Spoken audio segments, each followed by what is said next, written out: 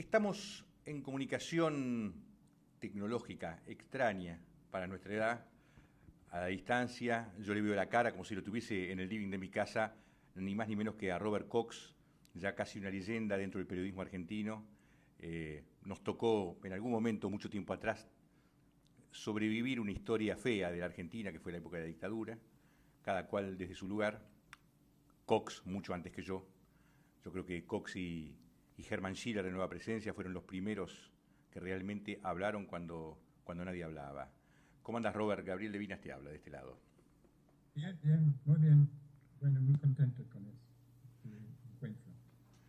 Contame un poco tu visión de lo que está pasando. En este momento hay como una dificultad de escuchar al otro.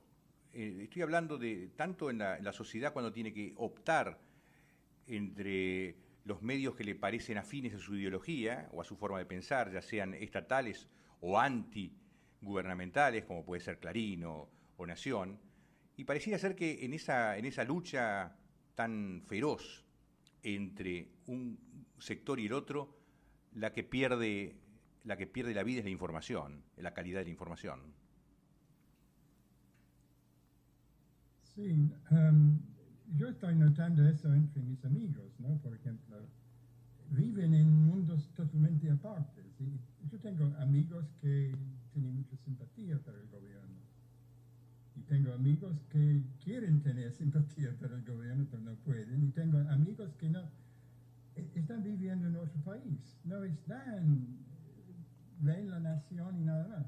No quieren leer otra cosa, no quieren entender más.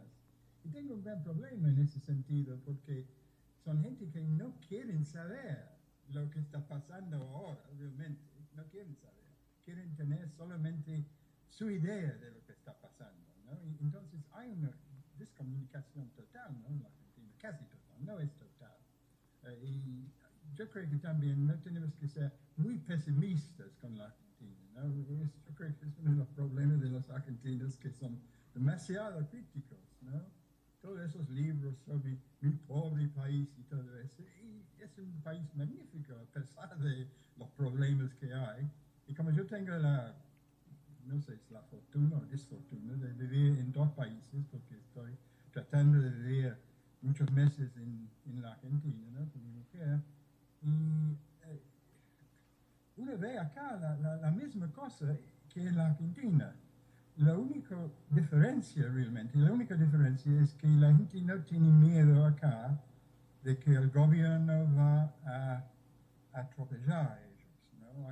Hay más sentido de seguridad. Y yo creo que viviendo en la Argentina, la gente siempre tiene miedo de que, bueno, es obvio, ¿no? Es parte de la historia de la Argentina. Vivía tantos años bajo dictadores y tantos años uh, con problemas de seguridad también, ¿no? Que, pero al mismo tiempo yo sigo siendo muy optimista sobre la Argentina. Pero muchos argentinos me dicen que no tiene que ser optimista. Y quieren ser pesimistas ellos. Pero Y es algo que viene de muchos años atrás. digo, es extraño porque además una cosa que no pasaba tanto antes es que no te perdonan no pensar igual. No te Sí, perdonan no pensar igual. Yo estoy hablando, por supuesto, en democracia, sin gobiernos dictatoriales ni asesinos. Uno podía pensar distinto. Yo tengo la costumbre en mi casa que mi padre tenía a la derecha y a la izquierda sentadas en la misma mesa toda la vida y nunca hubo un problema, amigos de toda clase. Hoy pareciera ser que te aceptan, pero intentan permanentemente que vos pienses como el otro, ¿no? no, bueno, qué raro, eso pasó en mi familia también. Mi padre era ultra conservador, Ujú. un periodista que creyó que todo el mundo tiene que ser feliz bajo la bandera inglesa y todos los, para almorzar vino una señora socialista. Ellos tuvieron peleas, ¿no? Argumentos increíbles y ellos siempre salieron, no voy a volver, pero volvió. Y eso, pero nunca, entonces yo tuve una gran panorama política, ¿no? En ese sentido, pero ver los dos lados en ese sentido.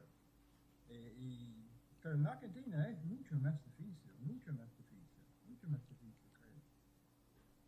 Vos sabés Yo creo que, que el problema, no, perdón, siempre he pensado eso, ¿no? Tratando de entender un gobierno muy extraño para mí, muy extraño, yo no entiendo, muy misterioso. ¿Quién está dirigiendo eso? ¿Cuál es la filosofía exactamente?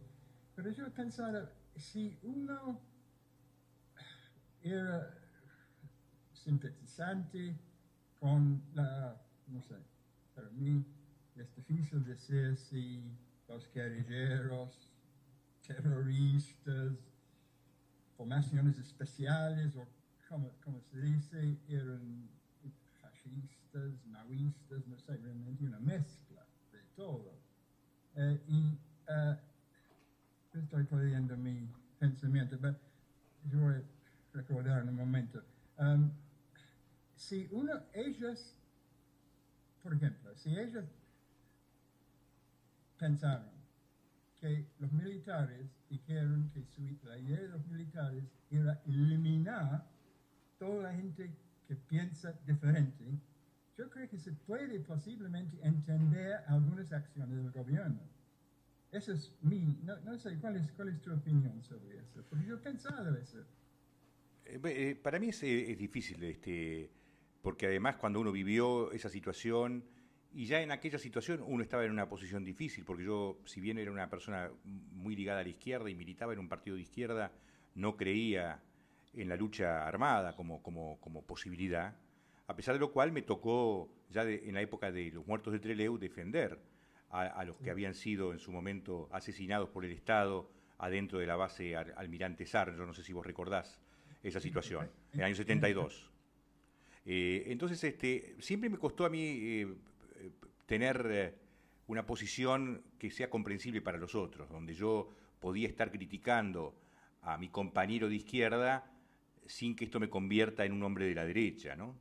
Pero era una situación que tenía niveles de racionalidad, a pesar de todo, que hoy yo no encuentro. Por ejemplo, yo recuerdo como el único momento donde era difícil decir lo que uno pensaba, además de todo el gobierno militar, fue también cuando al final del gobierno militar se hace la guerra con Inglaterra.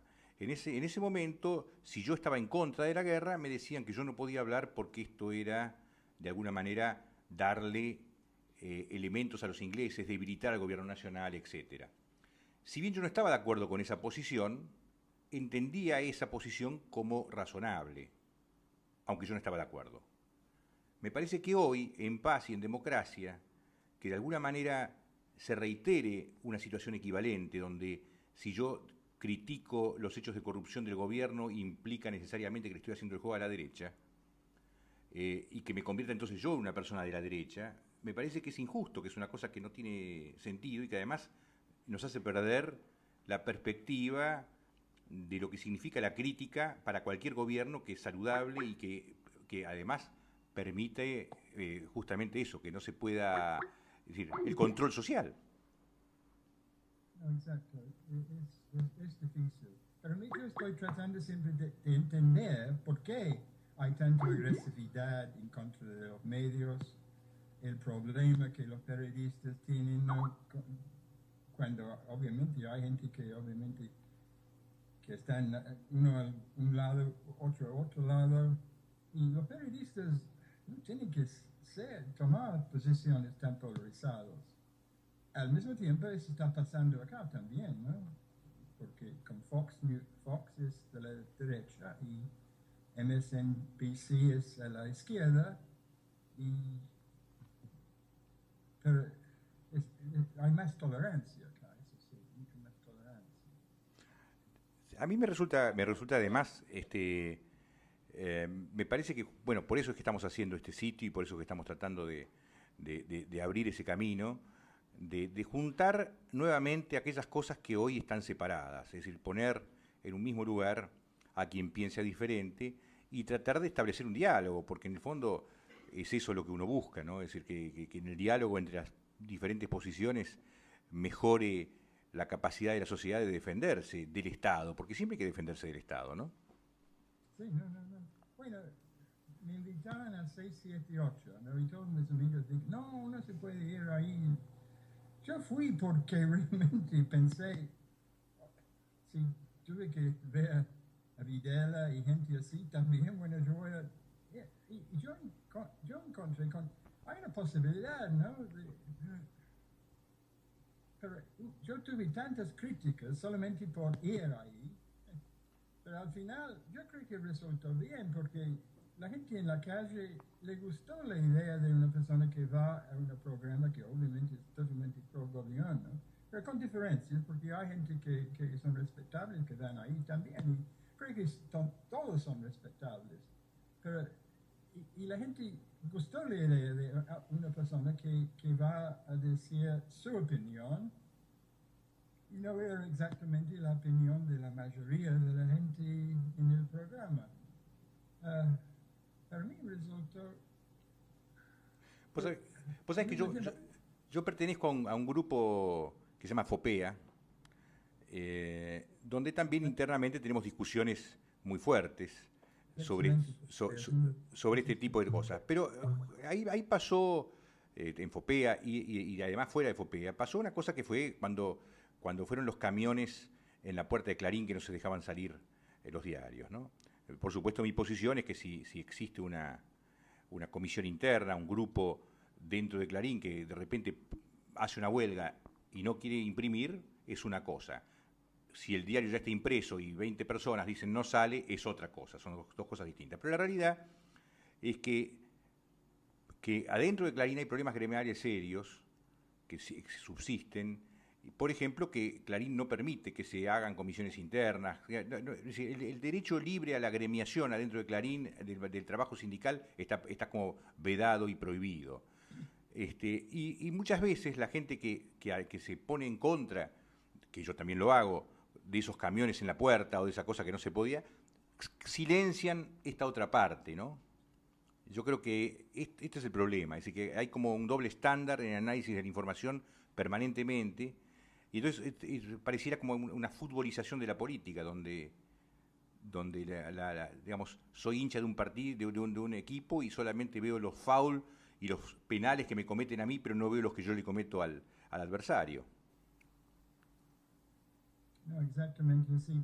Y hay una falta de honestidad que es un gran problema, ¿no? Porque sería mucho más fácil tener comunicación entre las dos partes si las dos partes son honestos.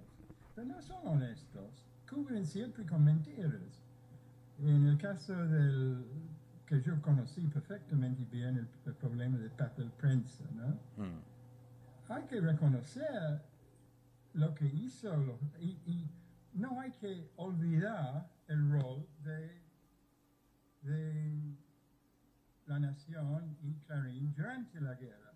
Hay que reconocerlo y es parte de la historia, es así, pero yo tuve amigos que me dicen, no se puede hablar sobre eso, no se puede.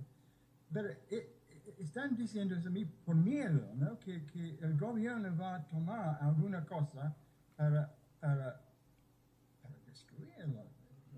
Bueno, yo me imagino que a vos te debe haber pasado lo mismo con el diario. Yo no podía conseguir papel barato porque tenía que hacérselo comprar a otra persona para que me entreguen papel de papel prensa. Es decir, yo tenía problemas muy serios con Clarín y Nación en la época de los militares para conseguir papel para mi revista. ¿Vos también tenías problemas con eso? Sí, bueno, no tuvimos problemas en ese sentido, no porque el era tan chiquito, ¿no? Tuve problemas antes, siempre con papel, ¿no? Siempre problemas con papel. Bajo el tiempo de Perón, cuando el gobierno peronista estaba usando los cortes para papel prensa para controlar los diarios. Y tuvimos que ir a buscar papel por cualquier lado, ¿no? Yo no estaba en ese entonces, yo llegué en 59, pero... Decime, una pregunta que sale un poquito del tema, pero es que nos compete a nosotros. Yo estoy viendo los chicos que están saliendo de la universidad, los periodistas, ¿no? Que salen de comunicación, que realmente no les enseñan periodismo en comunicación, y en la escuela de periodismo. Y los veo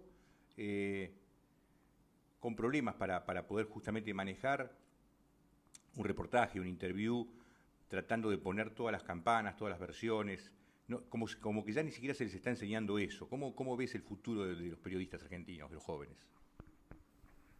Yo fui a la facultad en La Plata, ¿no? ¿En La Plata? En La Plata. Yo Sí. estuve ahí 2 veces, ¿no?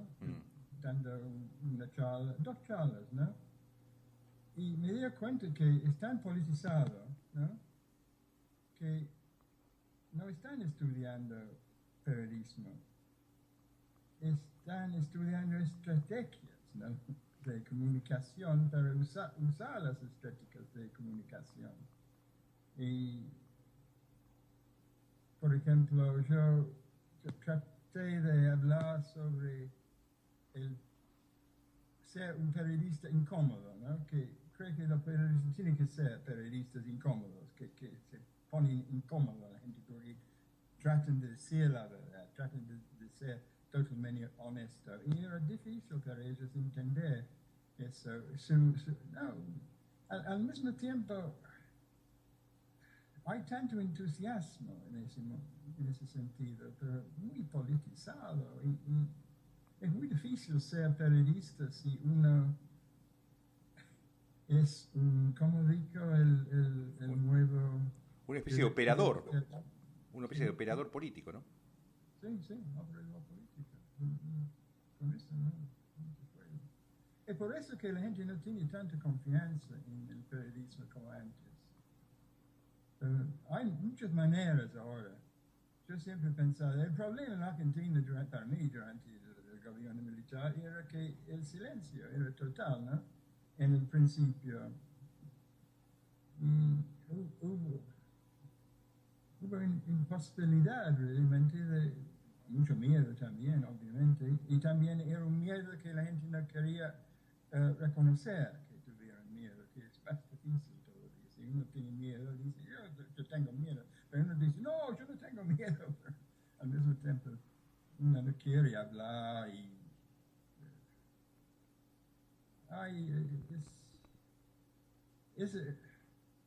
Cuando yo voy a la Argentina, también, como yo faltaba al país, estaba siguiendo el país desde fuera y llegando cuando era posible, estaba trabajando acá, pero el país ha mejorado mucho en muchos sentidos, muchísimos sentidos, que la gente, ustedes que viven, a muchos de ustedes no quieren reconocer eso. Yo estoy tratando de entender otra vez la Argentina. Decime, por último, una de las cosas más novedosas para nosotros, no tanto para los más jóvenes, tiene que ver con estas nuevas tecnologías que permiten un mayor control social de la información. Es decir, que cuando el diario, hemos tenido pruebas acá interesantes de cómo una noticia equivocada que da Clarín, podemos rápidamente con el Twitter y otros mecanismos desmentirla y Clarín termina sacándola de sus páginas antes de publicarla porque hay un control social, hay un control de la propia gente, ¿no? Es decir, ¿cómo ves vos el futuro del periodismo, y en su relación con Internet y con las nuevas tecnologías? No, eso es magnífico. También hay muchos ejemplos de eso en Chile, en muchas partes de América Latina, en los Estados Unidos también. Y eso realmente... Yo recuerdo siempre mi ansiedad durante el tiempo de los militares, ansiedad de tener comunicación con la gente. Hubo una falta de comunicación en ese entonces por miedo, ¿no?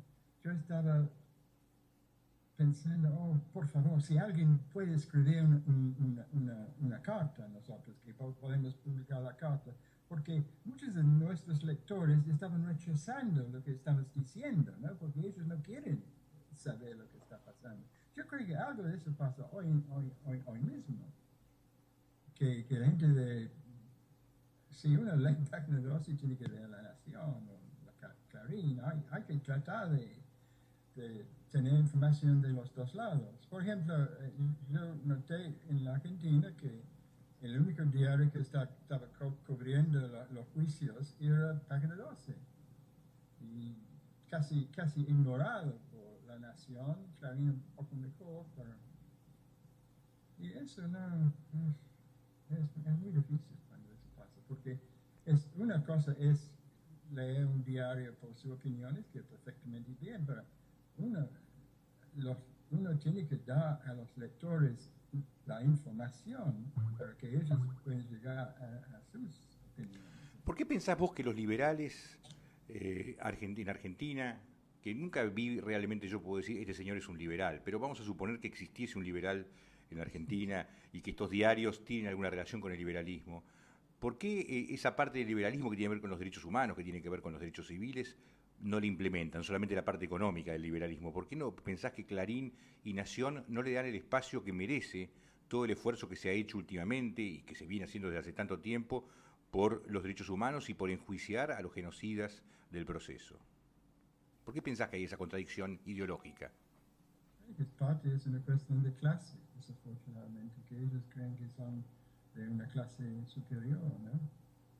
Posiblemente no es así en el caso de Clarín, pero sí, seguramente es así en el caso de la Nación. Y también es difícil, ¿no? Acá un liberal en los Estados Unidos es una persona de la izquierda. Yo estoy viviendo en una parte del país que es muy conservador y decir que es una persona es liberal es un insulto, es increíble, ¿no? Lo que ha pasado. Yo creo que en ese sentido la derecha ha sido realmente